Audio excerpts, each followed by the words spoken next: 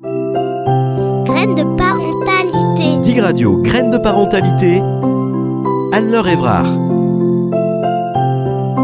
Bonjour à tous et bienvenue sur Graines de parentalité. Aujourd'hui, nous allons parler d'un des premiers choix que nous avons tous à faire en tant que jeunes parents, celui de l'alimentation lactée de votre bébé. Sein, biberon ou bien encore un mixte des deux. Aujourd'hui, j'accueille avec moi Anne-Sophie Viennot, infirmière péricultrice et IBCLC, qui va nous expliquer son métier. Bonjour Anne-Sophie. Bonjour Anne-Laure. Est-ce que déjà tu peux nous expliquer ce que ça signifie être IBCLC ? Je vais te laisser faire l'appellation en anglais. Alors, excusez-moi pour l'accent, du coup. Ça signifie, donc c'est un acronyme américain qui signifie International Board Certified Lactation Consultant. Je vais y arriver. Ce qui veut dire consultant en lactation certifié par le Conseil international. Conseil international qui est en fait l'IBCLCE, qui est un organisme américain reconnu par l'OMS pour son soutien à l'allaitement au niveau international. L'OMS, on le rappelle, qui est l'Organisation mondiale de la santé. Et est-ce que justement, tu peux nous parler un petit peu de ton parcours en tant que professionnel, parce qu'aujourd'hui tu es d'ailleurs la seule IBCLC en Vendée. On en a une après en Loire-Atlantique et ensuite il y en a une qui est sur La Rochelle à ma connaissance, donc vous êtes quand même très peu en France à être des spécialistes de la lactation. Tout à fait. Alors effectivement, sur les pays de la Loire, on est très peu, un peu plus à l'échelle de la France quand même, mais on reste un des pays où nous sommes les moins représentés en tout cas. Donc moi, j'ai un parcours d'infirmière puéricultrice en formation initiale, donc depuis déjà une dizaine d'années maintenant. Le diplôme d'infirmière qui est vraiment professionnelle de santé. 1 an supplémentaire en tant que puéricultrice pour la santé et le développement de l'enfant. J'ai travaillé en néonatologie pendant un certain nombre d'années, au cours desquelles j'ai choisi de me former, de me spécialiser encore plus au sujet de l'allaitement. Donc 1 an de formation supplémentaire sur l'allaitement. Et de fil en aiguille, plein d'autres petites formations diverses et variées, le portage, le massage, etc., pour accompagner toutes les questions autour de la parentalité qui peuvent se poser dans les premiers mois de vie de l'enfant. Et donc, c'est quoi exactement, qu'est-ce que tu fais exactement en tant qu'IBCLC ? C'est quoi ton métier en fait par rapport à ça ? Alors, consultant en lactation, c'est une personne qui va soutenir l'allaitement maternel de la création du projet, donc pendant la grossesse, jusqu'à l'aboutissement du projet, que ce soit donc à l'arrivée de l'enfant, que ce soit quelques jours, quelques semaines, quelques mois ou plusieurs années d'allaitement. Et justement, par rapport à ça, c'est quoi la différence ? Parce qu'aujourd'hui, notamment en Vendée, on voit fleurir un nombre incalculable de consultantes en lactation, d'expertes en lactation. En tant qu'auxiliaire, là, on a aussi, dans certaines maternités, des personnes qui ont un diplôme universitaire en allaitement, donc un DU. Est-ce que tu peux m'expliquer un petit peu c'est quoi la différence entre tous ces accompagnements-là ? Alors, je vais essayer de faire court, mais effectivement, il y a plusieurs professionnels qui ont des compétences différentes et complémentaires. IBCLC, donc vous l'aurez compris, c'est une certification internationale, c'est-à-dire qu'on peut nous retrouver un peu partout dans le monde entier. C'est une certification, ça se renouvelle. Donc tous les 5 ans, on va vérifier nos compétences. C'est une formation qui est destinée aux professionnels de santé, mais pas que, aux mamans allaitantes qui ont fait du bénévolat avec un certain bagage quand même de formation théorique.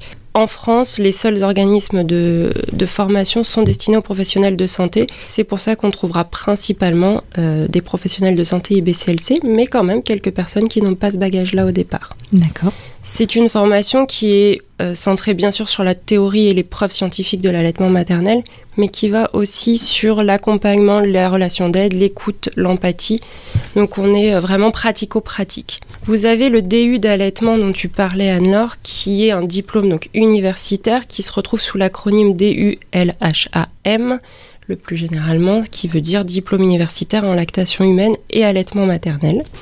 Lui, il est exclusivement dédié aux professionnels de santé. C'est un diplôme français qu'on retrouve donc qu'en France et qui s'adresse donc que aux professionnels de santé, mais c'est également une année entière destinée à se spécialiser en allaitement. On est davantage sur des formations, une formation théorique, un peu moins pratico-pratique, et c'est un diplôme universitaire, donc il ne se renouvelle pas. Donc libre à chaque professionnel de continuer de se former ou pas. Et enfin, vous avez effectivement tous les experts conseillers en lactation ou en allaitement qui ne sont donc pas des consultants en lactation, qui est un titre qui est vraiment réservé aux IBCLC et aux DU. C'est des personnes qui, je l'espère, se sont beaucoup formées sur l'allaitement. Et là, on ne peut qu'inviter tous les parents à regarder le parcours des personnes qui se disent conseillères ou expertes et souhaiter qu'elles soient à minima professionnelles de santé et ou de l'enfance et qu'elles aient fait un certain nombre de formations complémentaires en allaitement pour être capables effectivement d'accompagner les mamans. Et aujourd'hui, en Vendée, heureusement qu'on a des personnes comme toi, Anne-Laure, qui peuvent avoir ces formations complémentaires et venir soutenir l'allaitement parce qu'effectivement, on manque de professionnels ultra formés sur le sujet. Alors moi, j'en suis pas encore au stade d'être ultra formée. Hein. je fais le maximum, mais c'est vrai que toutes mes clientes peuvent le dire. Je te renvoie souvent des gens quand moi, j'arrive à toucher mes limites. Et donc, si là, je résume, en fait, l'IBCLC, vous êtes obligé de remettre en jeu votre certification tous les 5 ans. Un DU, c'est quelque chose qui a été acquis à vie. Et tout ce qui est experte, conseillère, moi, je me fais appeler facilitatrice. Moi, je fais que les débuts en allaitement. Eh bien, en fait, c'est des formations qu'on a fait à côté et on n'a aucun titre officiel, entre guillemets, qui le prouve parce qu'aujourd'hui, on peut apprendre l'allaitement en 2 heures en e-learning. Tout à fait. Voilà. Tu as bien résumé. Voilà, je le précise parce que j'ai des fois des questions de la part moi de mes clients qui me demandent un petit peu, comment est-ce qu'on peut être formé et aujourd'hui, il y a des très bonnes formations et d'autres où c'est un petit peu plus bancal. Tout à fait, mais j'inviterais vraiment les parents à regarder le parcours des personnes à qui ils s'adressent et puis aussi d'écouter leur feeling tout simplement. Il y a des personnes qui ont peu de formation mais quand même un bon bagage personnel qui seront de très bonnes accompagnantes, toutes facilitatrices de l'allaitement. C'est ça, et puis ça dépend aussi de ce que je pense que chaque couple cherche comme accompagnement. Et moi, j'aimerais bien savoir dans quel cas il faut te consulter. Dans quel cas on peut te consulter? Est-ce que je te consulte qu'en début d'allaitement ou que quand il y a des problématiques ou que si, je ne sais pas, je prévois un allaitement long Eh bien, il y a plein de cas possibles. On peut commencer à me consulter dès la grossesse pour préparer son projet d'allaitement. Alors, il y a des cours d'allaitement souvent proposés par les sages-femmes ou les maternités, mais parfois ça ne suffit pas parce qu'on a eu une expérience précédente compliquée, parce que c'est un projet auquel on tient absolument et qu'on veut mettre toutes les chances de son côté. Donc, dès la grossesse, ça peut être tout à fait possible de venir préparer l'allaitement avec moi. On va effectivement avoir, une fois que bébé est là, tous les questionnements autour de la mise en place de cet allaitement. C'est compliqué, c'est pas forcément ce à quoi on s'attendait. Il peut y avoir des difficultés, les douleurs notamment. Et là, bien sûr, c'est le moment idéal de venir consulter. Et puis, on va avoir les allaitements qui se déroulent super bien. Tout va très bien, mais on a juste besoin d'être conforté dans ce qu'on fait parce qu'on n'a pas de modèle autour de nous. Et venez me voir. Et puis enfin, l'allaitement qui se passe super bien, mais la reprise du travail arrive, la diversification arrive, bébé grandit, il veut pas lâcher le sein. Plein de possibilités sur des allaitements qui se passent aussi très bien. Donc l'allaitement peut vraiment se faire d'avant la grossesse jusque plusieurs années après le début de l'allaitement. Donc on peut même venir te voir pour aider à ce vrai bébé parce que on est sur la fin, ou en tout cas on a envie de terminer cette aventure lactée. Tout à fait, et tu le nommes très bien, on peut avoir envie de terminer son allaitement, que ce soit quelques jours, quelques semaines, quelques mois, plusieurs années d'allaitement. C'est ça, c'est très important de s'écouter là-dessus parce que on sait que les bébés sont épanouis que quand les mamans le sont aussi. Tout à fait. Et justement, quand on a des mamans qui sont au biberon, qu'on fait le choix de donner le biberon ou ça a été un choix induit parce qu'il a pu se passer à la maternité. Est-ce qu'on peut venir te voir aussi pour, je pense notamment aux ampoules de lait ou des problématiques de frein dont on entend parler de plus en plus maintenant? Est-ce que ça fait partie de tes attributions? Eh oui, tout à fait. Alors, la consultante en lactation ne veut pas dire spécialiste en frein de langue, mais bien sûr, nous y sommes sensibilisés et confrontés suffisamment régulièrement pour regarder et s'intéresser à cette problématique et réorienter vers les bons professionnels, puisque je ne suis ni médecin ni sage-femme, mais en tout cas, vous accompagner dans le quotidien et effectivement réorienter vers les professionnels adaptés. Et plus largement, les bébés qui ne sont pas allaités, j'ai bien sûr ma formation de consultante en lactation, mais comme je disais, ma formation d'infirmière puéricultrice. Donc cette sensibilité à accompagner l'enfant de la façon la plus physiologique possible, et on peut très bien donner donner le biberon en respectant la physiologie de son enfant et non pas les envies sociétales qu'on voudrait parfois imposer aux jeunes parents. Donc oui, bien sûr qu'on peut aussi venir me voir pour cette casquette plus d'accompagnante parentale au-delà de l'allaitement. Alors moi, en tant que professionnelle, là, tu vois, je parlais des ampoules. Est-ce que tu peux nous dire, en fait, aux gens à quoi ça ressemble? Parce que toutes les deux, on en a déjà vu. On en parlait juste avant. Tout à fait. Les ampoules de lait, les ampoules, en tout cas de succion, c'est ce qu'on va observer sur les lèvres de son bébé, ces petites cloques, souvent la lèvre supérieure, mais parfois la lèvre inférieure aussi. Ces petites cloques qui apparaissent particulièrement après le biberon ou la tétée, et qui viennent traduire que bébé serre très fort ses lèvres, soit sur le sein, soit sur le biberon, et donc il y a quelque chose dans la mobilité de sa bouche qui ne se fait pas correctement et qui mériterait d'être exploré. Ce n'est pas normal qu'une cloque persiste plus de quelques jours, voire très longtemps. Ouais, donc dans ces cas-là, ça vaut le coup soit d'aller te voir, soit d'en parler à la sage-femme si elle est formée, voire au pédiatre, parce qu'on a aussi quand même des bons pédiatres. Tout à fait. À minima, toujours en parler avec les professionnels du quotidien, la sage-femme, le pédiatre, bien sûr. Et puis si on a l'impression que c'est vraiment pas normal ou qu'on se sent pas écouté dans cette problématique, oui, se tourner vers des personnes dont c'est un peu plus le métier, la succion. Et alors moi j'ai ouvert une boîte à questions sur Instagram, je le fais souvent, d'ailleurs je vous invite à regarder régulièrement sur mon Instagram parce que ça vous avez en courant, en avant-première des invités que je vais avoir et des sujets qu'on va traiter. Et j'ai une de mes abonnées qui m'a demandé quel conseil tu donnerais à une maman qui a envie d'allaiter et pour qui c'est le premier enfant. Déjà, je dirais s'informer. Plus vous êtes informé, plus vous serez paré à toute éventualité. Après, c'est vous faire accompagner par les personnes bienveillantes et laisser de côté celles qui vous remettent en question dans votre projet. Faire beaucoup de peau à peau et de câlins avec votre bébé, faire beaucoup de tétés et surtout, ne laisser aucune douleur s'installer. Je pense que s'il y a bien un conseil à donner, c'est celui-là, ne tolérez aucune douleur lors des mises au sein.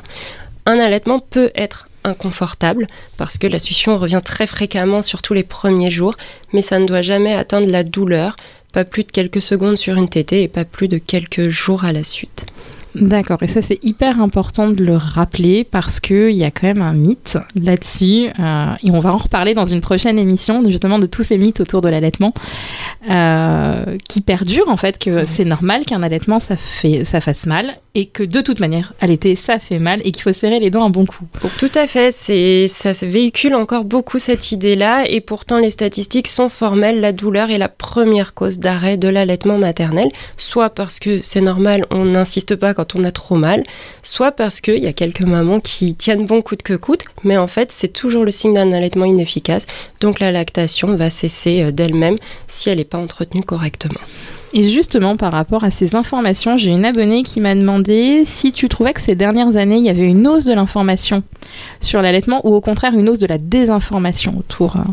J'ai la sensation quand même que globalement les personnes sont plus informées, l'information est plus facilement accessible aussi, en tout cas pour ce qui est de la population générale. Au niveau des professionnels de santé, je ne pense pas qu'on puisse ni parler d'une hausse ni d'une baisse, par contre il y a moins de temps possible dans les services notamment de maternité pour prendre le temps avec les mamans. C'est la réalité du terrain aujourd'hui et donc je pense que c'est important de se tourner vers les personnes qui sont plus sensibilisées à ce sujet-là. Avec tout ce qui s'est passé avec le Covid, je pense qu'aujourd'hui, les gens se rendent un peu plus compte de ce qu'on peut subir depuis quelques années en service et pourquoi on aimerait accompagner d'une autre façon mais que c'est pas toujours possible.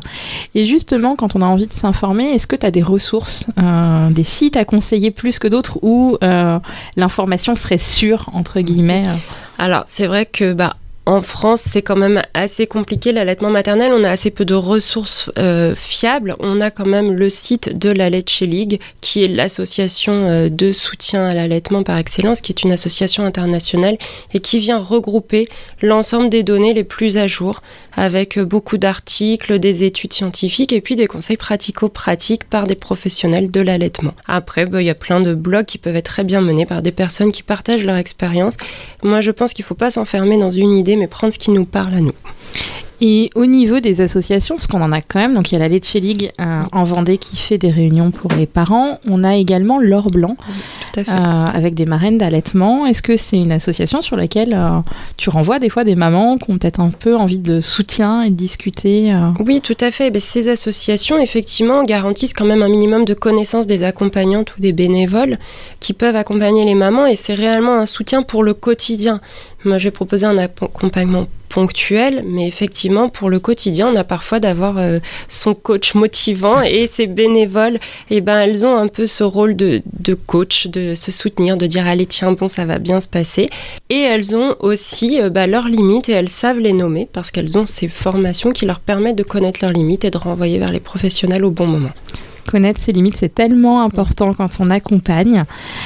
Toi, pour le coup, si on veut te consulter, tu es tous les mercredis à la Maison des Sages-Femmes à Challans, si je dis pas de bêtises, et les lundis et les samedis, tu peux consulter à domicile chez les parents. Et il me semble qu'on peut aussi te retrouver en visio quand il y a des petits soucis et qu'on est un peu plus loin que Challans. Tout à fait, c'est ça. Donc moi j'interviens, tu l'as très bien dit, donc sur la Maison de Sage-Femme le mercredi à Challans, et le lundi et le samedi sur un rayon de 20 à 30 km autour de Challans.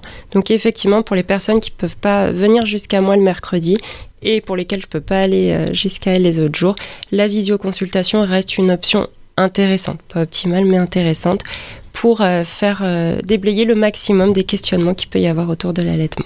Eh bien, en tout cas, merci beaucoup Anne-Sophie de nous avoir expliqué ton métier. Et puis, on se retrouve dans une prochaine émission qui paraîtra tout bientôt sur les mythes autour de l'allaitement. Tu vas nous expliquer ce qui est vrai de ce qui ne l'est pas. On va essayer en tout cas. Je vous souhaite une très bonne journée et à bientôt sur Dig Radio.